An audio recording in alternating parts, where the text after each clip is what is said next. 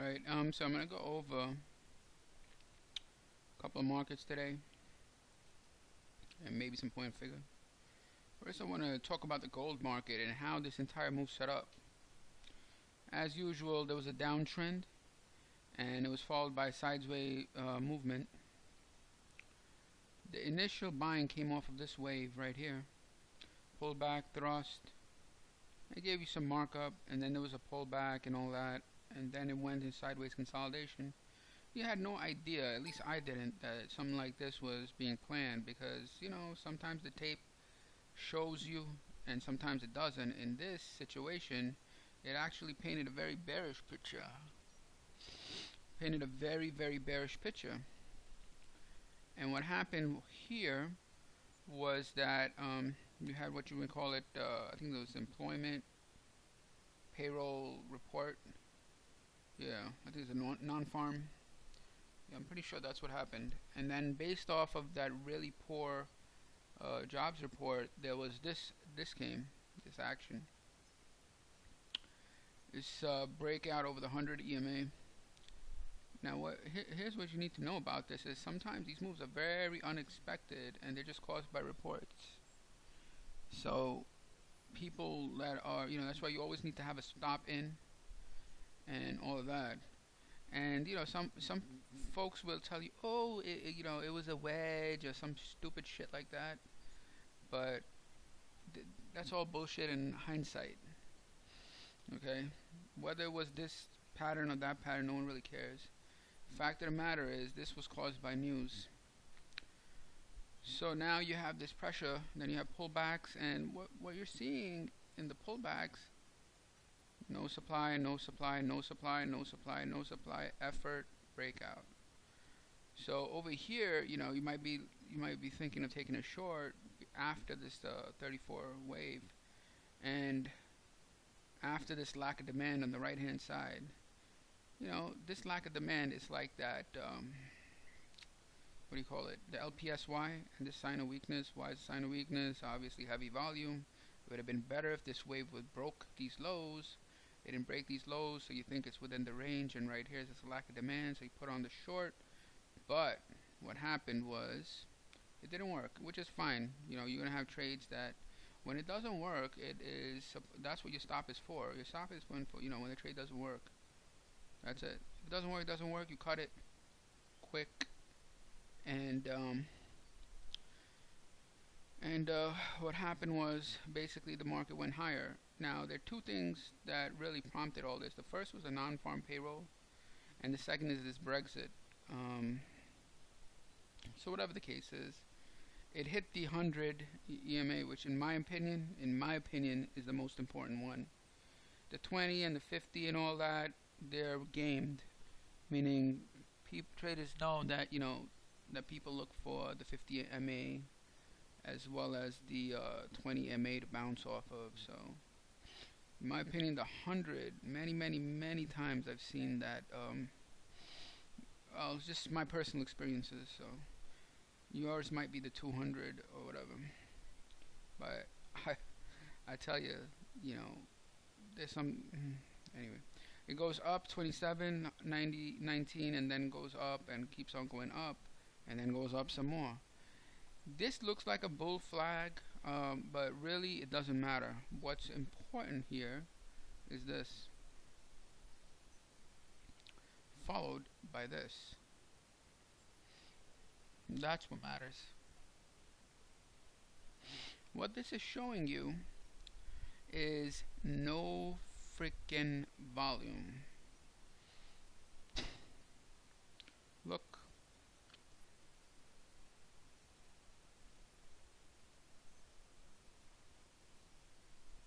Who's in control? Demand is in control because the trend is up. No supply volume. Followed by, very important, the thrust. Okay? The thrust. Low volume followed by a thrust. The way you interpret that is you always think in terms of supply and demand. First of all, always your foundation, not based on any like wave 1, 3 and 2 and all that. No, this is a market. Every market needs to be thought of in terms of supply and demand. No demand, no supply is what you read here, and the thrust is caused by demand. So no supply, good demand. No supply, good demand. Many times, because there's no supply, traders will come in and buy, causing the strong demand. So this is a key idea that needs to be understood, is weakness on one side and strength on the other creates a directional bias. Weakness in one plus strength in the other gives you an edge. So weakness here in supply and strength in demand as indicated by the thrust, big thrust. And that leads the market to break out. So how do you trade this? Obviously I would probably have my order over here. Unfortunately it doesn't fill, so doesn't fill. Can't do nothing. It pulls back, pulls back, pulls back, pulls back again.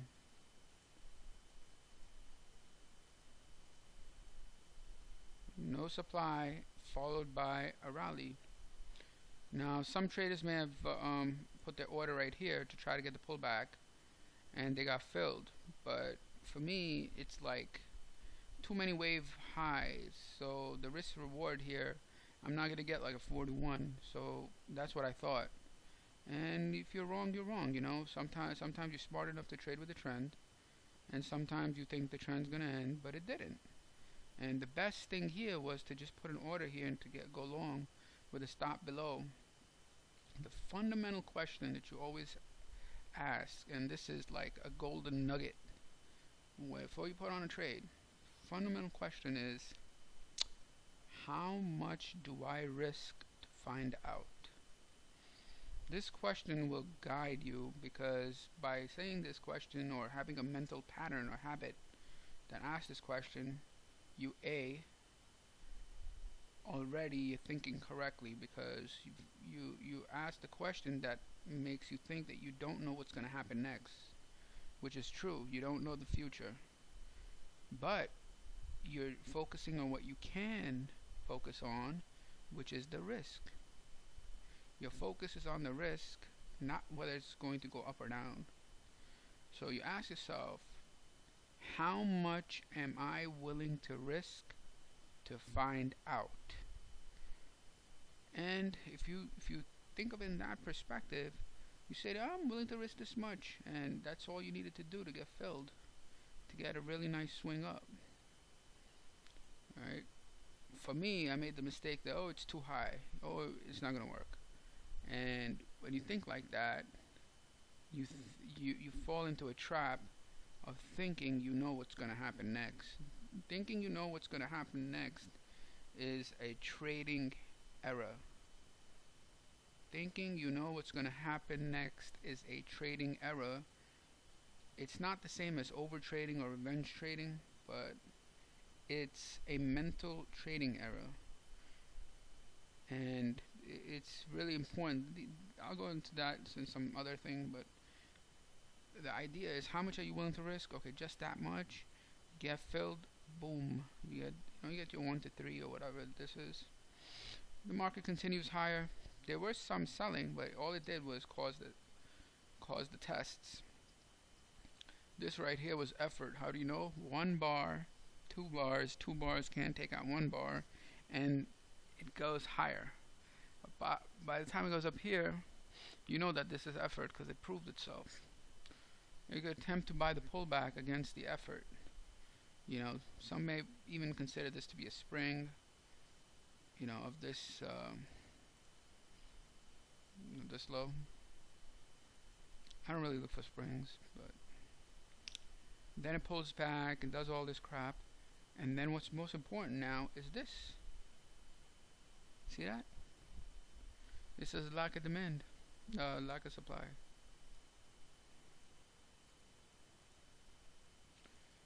Now, people put the order here, they got filled, it's giving them some. But again, like, I'm done. I'm not trying to enter this market on the long side. It may go high, may not. I don't know. But I'm not gonna enter here. I do want to point out that this type of volume here is questionable. That right there is questionable. You know, if you disagree with me, it will probably because the same volume came here and it did go higher. But I just see this sideways movement, and in the middle forming the head. This may be the shoulder, and the right shoulder may be, you know. So I don't know. The right way to think about it: how much am I willing to risk? Put on the trade. If it works out, great. If it starts working against you, cut it.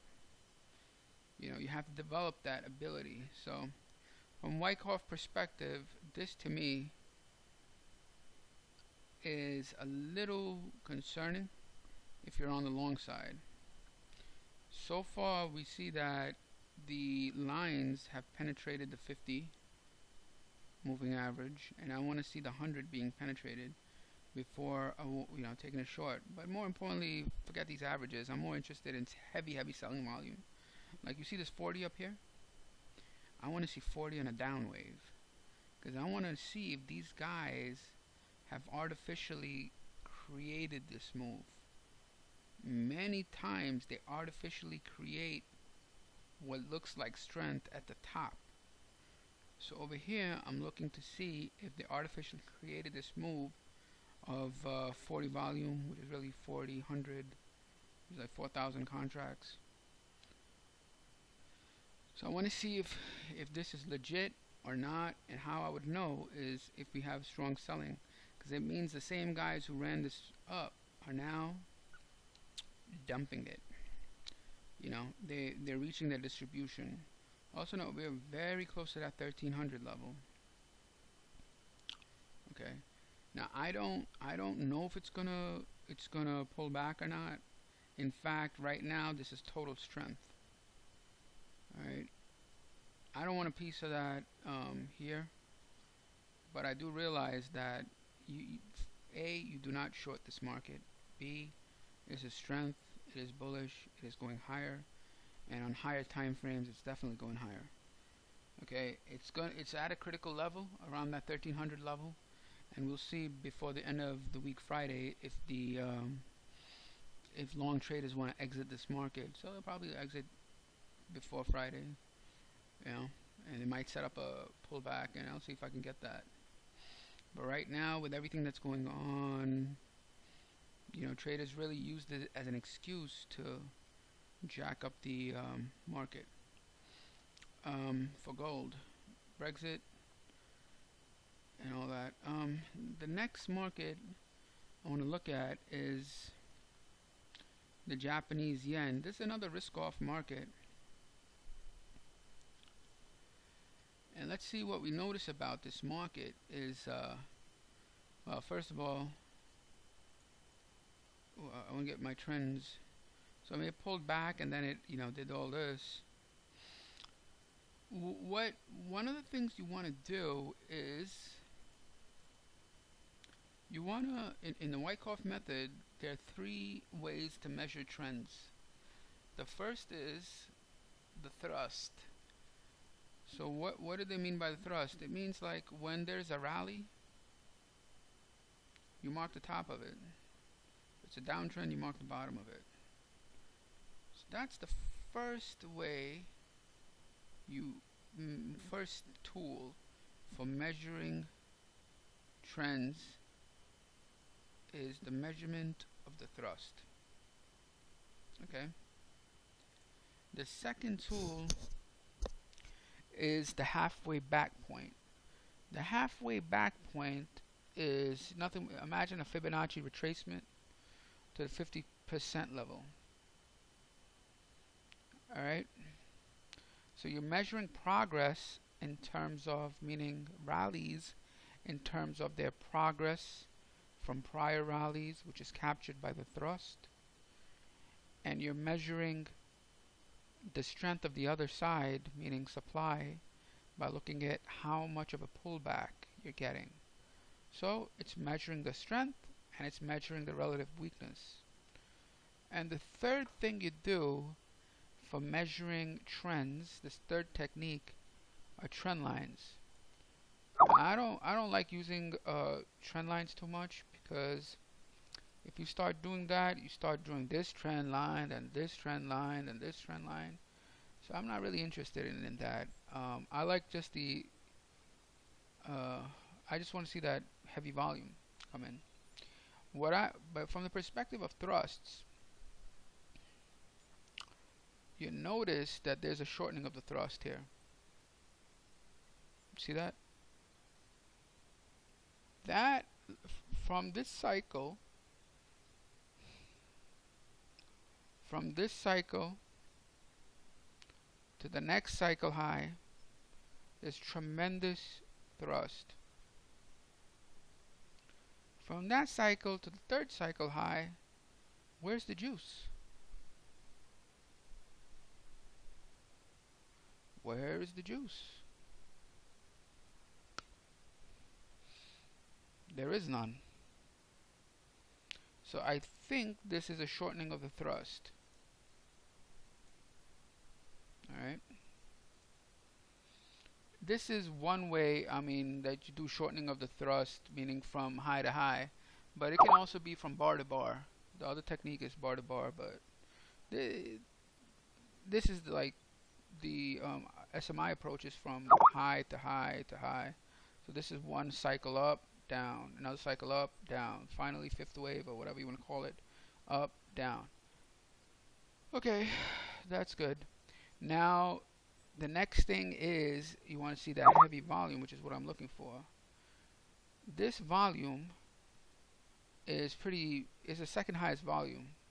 You have 34 here, you know, which is high relatively speaking, you know, 32 up, 34 down, but it kept going up. And then you had a 39 followed by 32. Is it possible that this is a buying climax? Yeah, absolutely. You have the highest volume in this trend that I'm taking a look at is at the top. It should be at the bottom. So, I mean, you had good volume here. So what we're saying here is that heavy volume at the top relative to the initial breakout volume, which I consider this to be the continuation of this, you know, it's like a new trend up.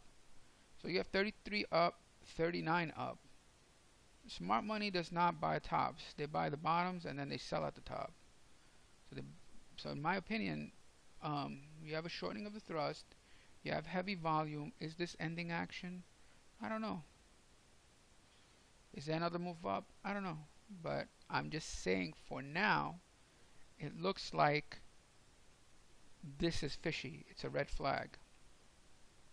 Okay. And what I like about it is the bears are starting to sell as well.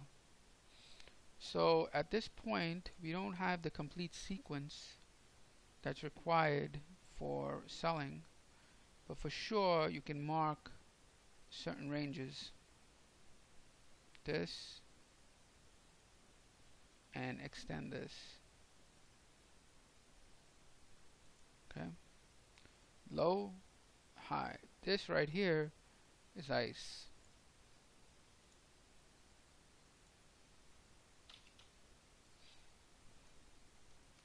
This right here is questionable if it's a buying climax.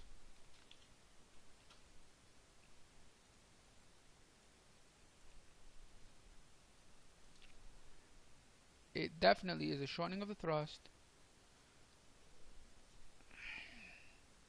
This is heavy volume, but it doesn't mean anything until the lows are taken out, because you can't, you know, they can just reaccumulate and go higher, which is what happened in gold.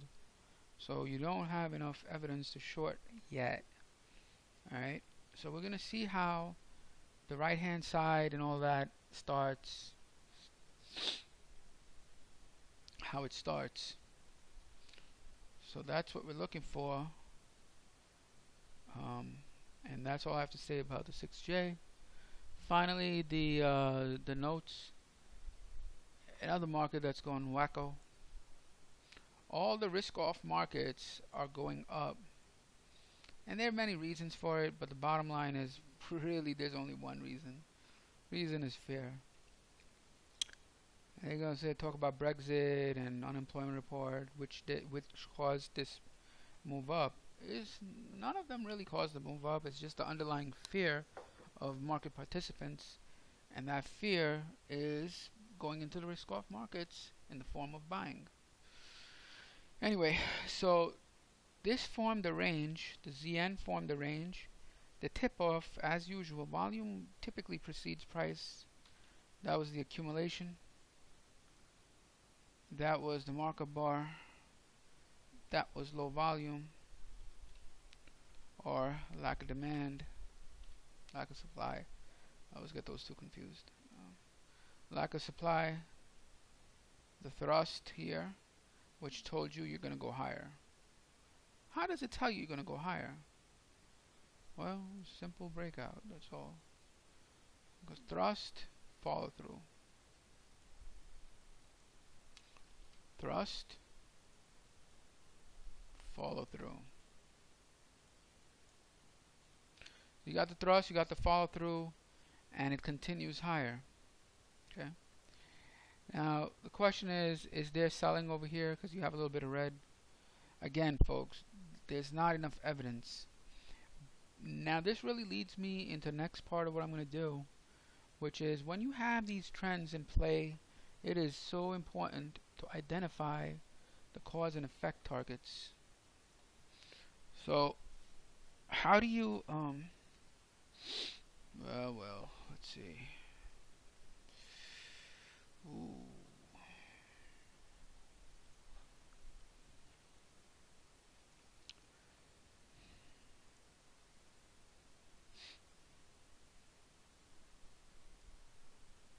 I'm going to take this entire base.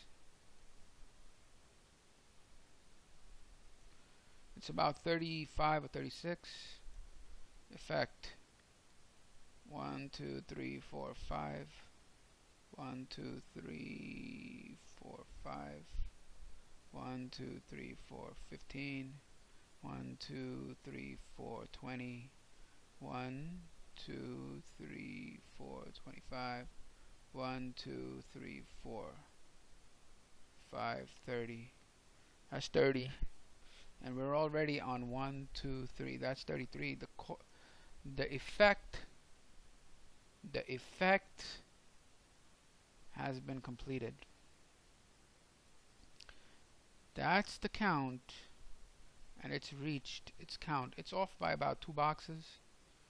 I think it was 2 boxes or whatever. But I believe that its effect is completed. This was the cause. That's the effect. And this was a real nice move right here. This is where it was hinging. If you see these things, you know, it's pretty important to know how to trade them.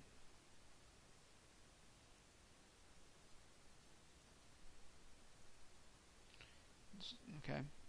Anyway, so in the point, according to the point figure, what I want to see is the right hand side develop.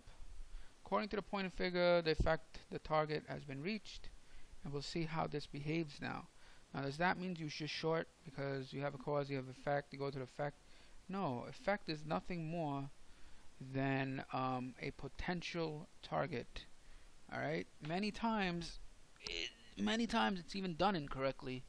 You know, so you have to really really understand how to do it. And anything can happen here. It's just a potential target area. Let's see the other markets for gold. Oh. No idea why it's okay.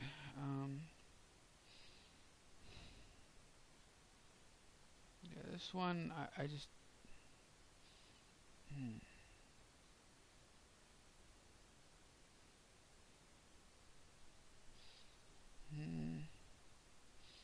no, it just hit support. There's nothing really to say. But the yen is, I'm gonna look at this because I think they're up to something here.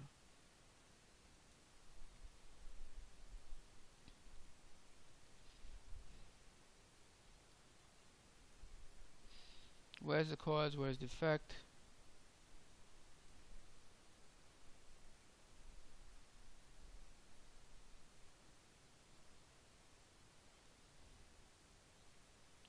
One, two, three, 4, 5, 6, 7, 8, 9, 10, 11, 12, 13, 14, 15, 16, 17, 18, 19. It's reached its effect also. And it's reached this area of that, I think it's like a double resistance area. Now does that mean that it's going to reverse? No, it could absorb and break out. Anything can happen. But notice how you have a cause and you have an effect. The effect has been reached, and now the question is what happens here. And you want to coordinate both the bar chart and the point figure to see what happens. But do I want to go long after the effect has been reached? Obviously not.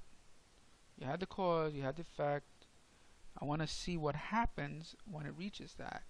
One of the things that Wyckoff is going to look for, in his buying and selling tests, for longs you look for base formations like this, and for shorts what he calls is a crown formation, which is typical head and shoulder type of formation. So we're going to see these formations build, and you want to see a lack of demand, which will be identified through hinges. Hinges look like this. They have an X and an O in them, and you want to see like the volume from the bar chart and get a complete picture, to diagnose distribution. Very important to learn how to diagnose accumulation distribution. That's a key skill of the tape reader. And that's all I have. Thank you. Bye.